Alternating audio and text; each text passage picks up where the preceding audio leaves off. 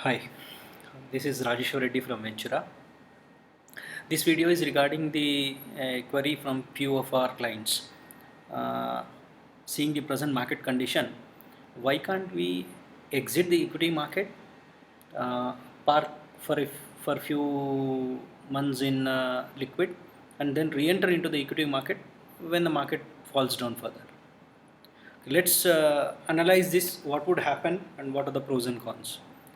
So let's start with the step one investment. We have invested 1 lakh. Our goal was 10 years ahead, and let's assume we have invested at an NAV of 12 rupees. So 1 lakh divided by 12 rupees will be 8,333 units, which we are accumulated in that particular mutual fund scheme. Now, after 2 years, this NAV of 12 rupees has become 10 rupees because the market at the present condition is down. Let's assume there is a 20% down in this particular fund. My 12 rupees NAV became 10 rupees.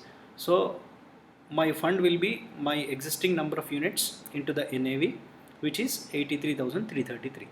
So there is almost a 17% drop from my initial investment. So from step 1 to step 2, my investment of 1 lakh has become 83,333. So I need to wait till this 10 rupees NAV becomes 12 rupees to reach my amount which I have invested. And the only thing here is the NAV has dropped, but the units are intact. So this is just a notional loss. Until and unless I exit, this notional loss would become a real loss. Now coming to the step 3, as per our query of the clients, why can't we time the market, or why can't we exit, park in liquid and then re-enter? So let's assume at step 4 I have given 3 market levels, assuming that the day when I exit the market at 10 rupees NAV, let's assume the market in one scenario market falls down by 10%. That means 10 rupees NAV becomes 9 rupees. Second scenario, market falls by 20%, 10 rupees becomes 8 rupees. And third scenario, 10 rupees becomes 7 rupees.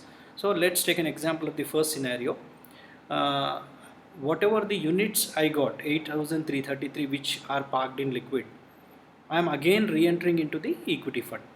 So 8,333 divided by 9 would be 9,259. So my initial units were 8,333, but the present units are 9,259. So I could able to increase 926 units in my mutual fund portfolio scheme without doing an additional purchase. That is just exiting and entering. But this strategy completely depends upon the market. We need to again re-enter so that this 10 rupees NAV drops to 9 rupees.